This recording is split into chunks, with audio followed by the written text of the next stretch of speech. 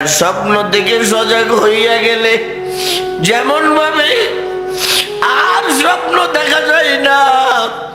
আমার বাউলা বলেন, বন্দা, যেদিন তোমার চক্ষু খুলে যাবে, তোমার রুহটা বের করে নিয়ে যাওয়া হবে, তুমি আল্লাহর দরবারে এমন ভাবে চিৎকার করে কাঁদবা, বাউলা গো, আরেকটা বারের জন্য তুমি আমাকে দুনিয়াতে পাঠাও।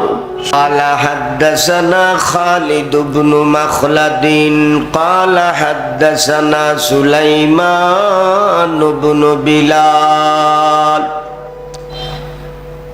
قال حدثنا شريك بن عبد الله بن أبي نمر عن عطاء عن أبي هريرة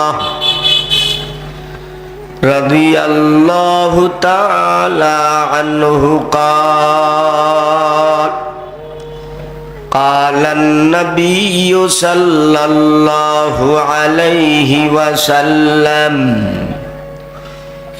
قال الله تعالى من عادى لي وليا فقد آذنته بالحق صدق الله العظيم وصدق رسوله النبي الكريم मायूस न हो अहले ज़मी अपनी खता से, मायूस न हो अहले ज़मी अपनी खता से, तकदीर बदल जाती है मुज़तर की दुआ से। পাপি তাপি বন্দাকে নিরাশ যেন হয়, পাপি তাপি বন্দাকে নিরাশ যেন হয়, তপ্ত মনের দুয়ার ফলে তকদীর পাল্টায়, তপ্ত মনের দুয়ার ফলে তকদীর পাল্টায়।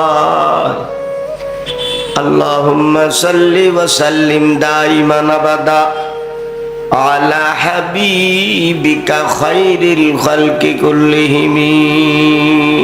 দারুন নাজাত ইসলামিয়া মাদ্রাসা ও ইতিমখানা হাটেহারা নরসিংদী হাফেজ ছাত্রদের পাগড়ি প্রদান উপলক্ষে 2 দিন ব্যাপী 23তম বার্ষিক ইসলামী মহাসম্মেলনের আজ প্রথম দিনের দ্বিতীয় অধিবেশনের সম্মানিত সভাপতি হযরত উলামায়ে কেরাম, আজিজ তালাবা, মুরব্বিয়া নিজাম, যুবক ভাইয়েরা, আমার পর্দার আড়ালের মা বোনেরা, সূরা ইউনূস 64 নম্বর আয়াত থেকে আংশিক পড়েছি।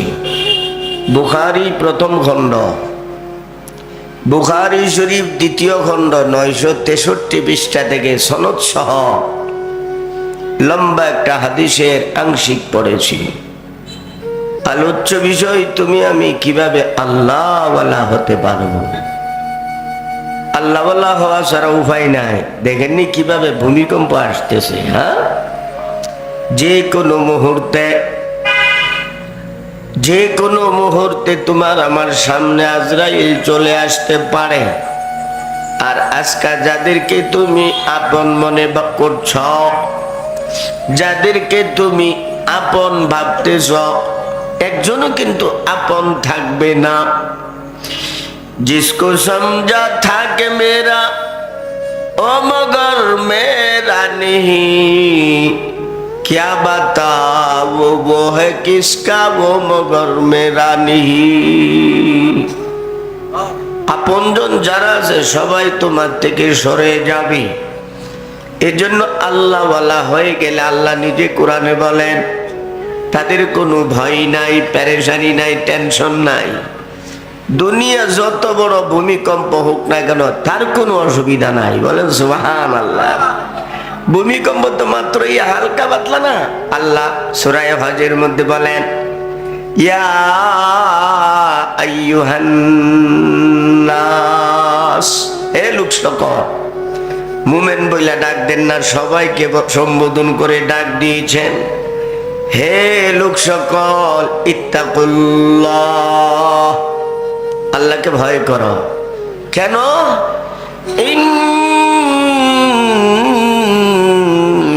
জালজালাতাস সাআতি শাইউন আযীম, কিয়ামতের পূর্বে যে ভূমিকম্প হবে তা মারাত্মক আকার ধারণ করবে। আওয়াজের কারণে সিংহার আওয়াজ হবে, আর একদিক দিয়ে ভূমিকম্প। আল্লাহ অন্য আয়াতে বলেন, ইযাস সামাউ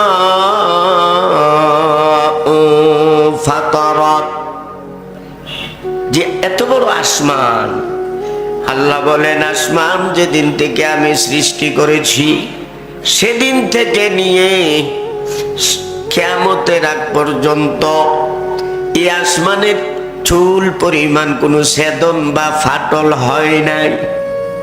কিন্তু কিয়ামতের দিন এত বড় বড় ভয়ানক ভূমিকম্প হবে, আল্লাহ বলেন আসমান ভেঙে টুকরা টুকরা হইয়া পড়বে। ইযাস সামাউ ফাতারাত। অন্য আয়াতে আল্লাহ বলেন, ইযাস সামাউ শাক্কাত, আসমান টুকরা টুকরা হইয়া যাবে। ওয়া ইযাল কাওয়াকিবু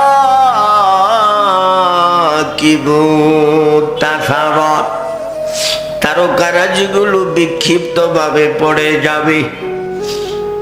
ওয়া ইযাল বিহারু ফুজ্জিরাত, এ জমিন একদম নিচে ধসে যাবে। ওয়া তাকুনুল জিবালু কাল ইহনিল মাফুস, পাহাড়গুলো বড় বড় পাহাড়গুলো ধুলার নেই তুলার নেই, আকাশে উঠতে থাকবে। এই জমির নিচে ধসে যাবে, সাগর মহাসাগর নদী নালা সব একাকার হয়ে যাবে। কিন্তু যারা আল্লাহওয়ালা হয়ে যাবেন, আল্লাহ বলেন, আলা ইন্না আউলিয়া আল্লাহ, যারা আল্লাহর ওলি, আল্লাহর দুস্ত, আল্লাহর বন্ধু হইয়া যাবে, লা খাউফুন আলাইহিম ওয়ালা হুম ইয়াহজানুন, তাদের কোনো ভয় নাই, তাদের কোনো চিন্তা নাই, তাদের কোনো পেরেশানি নাই। মৃত্যুর সময় তাদের কোনো ভয় নাই, কবরে তাদের কোনো ভয় নাই, হাসরে কোনো ভয় নাই। সব জায়গাতে তার সম্মান বাড়বেই, শুধু বাড়বে। আল্লাহর ওলি হওয়ার দরকার আছে কিনা? এখানে একটা প্রশ্ন, যদি আল্লাহর ওলি তুমি আমি না হই, ক্ষতিটা কি? ক্ষতিটার ব্যাপারে শুধু 2-4-5 মিনিট আমি বলতেছি। এমন একটা বিষয় বন্ধু একজনে অস্বীকার করতে পারবা না। পরকাল সম্পর্কে মতবিরোধ আছে। যারা মুরতাদ নাস্তিক, তারা বিশ্বাস করে না, জান্নাত জাহান্নাম বিশ্বাস করে না। কিন্তু মরণের ব্যাপারে দুনিয়ার বুকে কারো কোনো দ্বিমত না। এই মরার ব্যাপারে দ্বিমত আছে? মরার ব্যাপারে দুনিয়ার বুকে কারো কোনো দ্বিমত নাই।